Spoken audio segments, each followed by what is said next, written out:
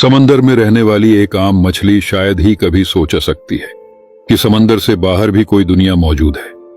अगर बाहरी दुनिया से कोई उसे बाहर भी निकाल ले, तब भी वो समंदर से बाहर की दुनिया के बारे में कुछ नहीं जान पाएगी, क्योंकि उसकी आंखें सिर्फ पानी में देखने के लिए बनी है, हवा में नहीं। हम मानवों और डायनासोरस के शुरुआती पूर्वज भी जब पहली बार पानी से बाहर आए तो वो भी हवा में ठीक से नहीं देख पाए, और लाखों सालों तक वो सिर्फ पानी के किनारे से ही बाहरी दुनिया को देखने की कोशिश करते रहे, क्योंकि ना ही उनके पास हवा में सांस लेने के लिए लंग्स मौजूद थे और ना ही उनकी आंखें हवा में देखने के लिए थी। लेकिन जब हजारों लाखों सालों से वो पानी से हवा में आने की कोशिश करते रहे, तो खुद ही आंखों और लंग्स का एवोल्यूशन हवा में देखने और सांस लेने के लिए होने लगा।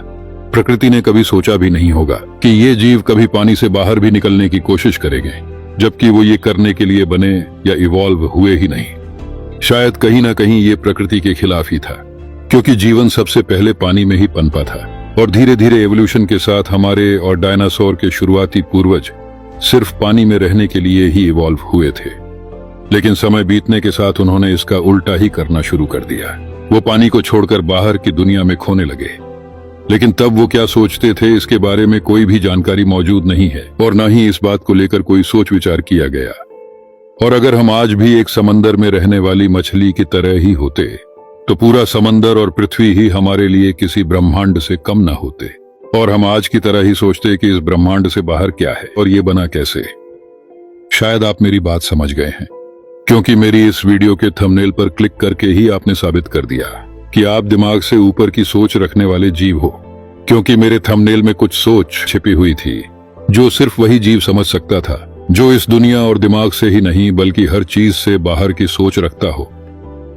खैर, लाखों सालों के एवोल्यूशन यानी विकास के बाद हम आज पानी से बाहर तो आ गए, लेकिन आज भी हम समंदर में रहने वाली किसी मछली की तरह ही है, जो आज किसी समंदर से तो नहीं, लेकिन इस गोले से बाहर की दुनिया में खोने लगे हैं। जैसे शुरुआत में हमारे और डायनासोरस के पूर्वज पानी से बाहर की दुनिया में खोने लगे थे, लेकिन ऐसा नहीं कि जैसे पानी से हवा में आने के बाद हमारा एवोल्यूशन हवा में रहने के लिए ही होने लगा, तो इस गोले से बाहर निकलने के बाद भी हमारा और हमारी आंखों का एवोल्यूशन बाहर के ब्रह्मांड में रहने और ब्रह्मांड को देखने के लिए होने लगेगा। आज भी हमारी इंसानी आंखें इस ब्रह्मांड को बिना किसी उपकरण के ठीक से देख नहीं पाती। अगर आप इस गोले से बाहर जाकर भी देखोगे तो भी आपको ठीक से कुछ भी दिखाई नहीं देगा, जबकि दूर के हर तारे ऑब्जेक्ट की लाइट खुद सफर करके हमारी आंखों तक पहुंच रही है। भले ही लाइट लाखों साल पुरानी हो, लेकिन हर ऑब्जेक्ट की लाइट खुद हम तक पहुंचने के बाद भी हम बाहर ठीक से कुछ नहीं देख पाएंगे सिवाय अंधकार के। हाँ, ये सच है, और इसीलिए ही हम मानवों ने जेम्स वेब जैसे टेलीस्कोप्स को बनाने का निर्णय लिया, ताकि इस गोले से बाहर की दुनिया ब्रह्मांड को देख सकें, क्योंकि हमारी आंखें ऐसा करने में सक्षम नहीं हैं। और हमारे और डायनासोर के सबसे शुरुआती पूर्वजों ने सिर्फ समंदर से बाहर की दुनिया के बारे में ही सोचा था। उन्हें नहीं पता था कि इस समंदर से बाहर की दुनिया से भी बाहर एक महाविशाल ब्रह्मांडीय दुनिया मौजूद है, और होश संभालने के हजारों साल तक तो हम भी नहीं जानते थे कि इस दुनिया से बाहर एक और भी महाविशाल ब्रह्मांडीय दुनिया मौजूद है। हम तब सिर्फ आसमान में चमकते बिंदुओं को ही देखते रहते थे और सोचते थे आखिर ये सब क्या है जो इस बड़े गोले के नीचे चले जाने के बाद दिखाई देने लगते हैं। खैर, आज तो हम जान चुके हैं कि ये चमकते बिंदु कुछ और नहीं, बल्कि इस चमकदार गोले यानी हमारे सूर्य की तरह ही हैं। अगर हम अपने सूर्य से भी लाखों किलोमीटर या लाइट ईयर दूर चले जाएं, तो हमारा सूर्य भी हमें एक आम छोटे तारे की तरह दिखाई देने लगेगा। और ये सभी सूर्य भी हमें इतने छोटे इसीलिए ही दिखाई देते हैं क्योंकि ये हमारे सौरमंडल से हजारों लाखों लाइट ईयर्स दूर हैं, और हमारे सूर्य के सबसे पास का दूसरा सूर्य भी हमसे 4 लाइट ईयर दूर है। और जानकारी के लिए बता दूं, एक लाइट ईयर में 9.46 ट्रिलियन किलोमीटर होते हैं।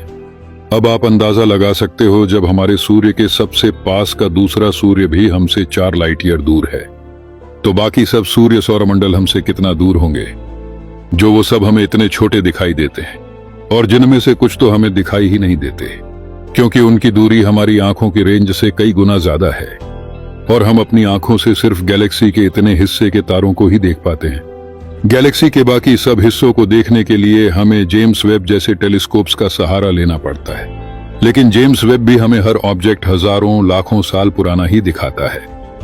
भले ही हम किसी भी गैलेक्सी या ऑब्जेक्ट को टेलीस्कोप से आज देख रहे हो, लेकिन हम दूर ब्रह्मांड में मौजूद हर चीज को हजारों लाखों साल पुरानी ही देख पाते हैं। जैसे हमारी गैलेक्सी के सबसे पास जो एंड्रोमेडा गैलेक्सी है, वो हमारी गैलेक्सी से 25 लाख लाइट ईयर की दूरी पर स्थित है। तो भले ही हम आज उसे देख रहे हो, लेकिन वो हमें वैसी दिखाई देगी जैसी वो 25 लाख साल पहले थी। और ऐसा इसलिए क्योंकि हम हर चीज को तब देख पाते हैं जब वहां से लाइट हम तक पहुंचती है। लेकिन जैसा कि ये गैलेक्सी हमसे 25 लाख लाइट ईयर दूर है, तो वहां से नई लाइट भी हम तक पहुंचने में भी 25 लाख साल ही लगेंगे। और तब तक हम उससे आने वाली पुरानी लाइट को ही देखते रहेंगे, जब तक पुरानी लाइट खत्म होकर नई लाइट हम तक ना पहुंच जाए। और जैसा कि हम जानते ही हैं, लाइट को भी ब्रह्मांड में आने जाने में समय लगता है। हम चाहे कितना भी पावरफुल टेलीस्कोप बना लें, लेकिन फिर भी हम ब्रह्मांड में हर चीज को वैसा नहीं देख पाएंगे जैसी उसे देखने के समय पर वो होगी। लेकिन अगर लाइट की स्पीड इन्फिनिट यानी अनंत होती, तो कोई गैलेक्सी या ऑब्जेक्ट हमसे कितना भी दूर क्यों ना होता, वो हमें पलक झपकते ही दिखाई दे जाता जैसा उसे देखने के समय पर वो होता। लेकिन ऐसा नहीं है। लाइट स्पीड की भी एक फिक्स लिमिट है। और हां, अगर किसी गैलेक्सी की पहली लाइट भी अभी हम तक नहीं पहुंच पाई, तो जब तक वहां से लाइट हम तक नहीं पहुंचती, तब तक हमें उस गैलेक्सी के स्थान पर अंधेरा ही दिखाई देगा।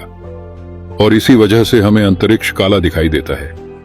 असलियत में वहां हर जगह तारे और गैलेक्सीज मौजूद हैं, लेकिन वहां से लाइट हम तक नहीं पहुंची है, इसीलिए हमें वहां अंधेरा दिखाई देता है। लेकिन जैसा कि मैंने आपको कहा, अगर लाइट की स्पीड इन्फिनिट होती, तो हमें हर चीज सही समय पर दिखने के साथ साथ अंतरिक्ष भी कुछ ऐसा दिखाई देता, क्योंकि हर जगह तारे गैलेक्सीज मौजूद हैं, जहां से अंधा कर देने वाली लाइट इन्फिनिट स्पीड से हर समय हम पर बरस रही होती। शायद बनाने वाले ने कुछ इंपॉर्टेंट चीजों को सोच समझकर बनाया है, या फिर ये सब जैसे भी बना हो, लेकिन कुछ इंपॉर्टेंट चीजें परफेक्ट बनी है। लेकिन इस ब्रह्मांड को सच में किसी न किसी ने बनाया है। ये भी कुछ बातों को समझकर समझा जा सकता है।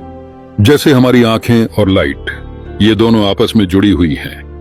लेकिन लाइट हमसे यानी हमारी आंखों से अरबों साल पहले ही बन चुकी थी, बिग बैंग होने के लगभग 3 लाख साल बाद ही। और सबसे पहला तारा बिग बैंग के 90 करोड़ साल बाद बना था। मतलब लाइट हमसे अरबों साल पहले ही बन चुकी थी। लेकिन फिर भी आज हमारे पास वो चीज है जो अरबों साल पहले बनी लाइट को देख सकती है, जबकि हम लाइट के बनने के करोड़ों अरबों साल बाद बने हैं।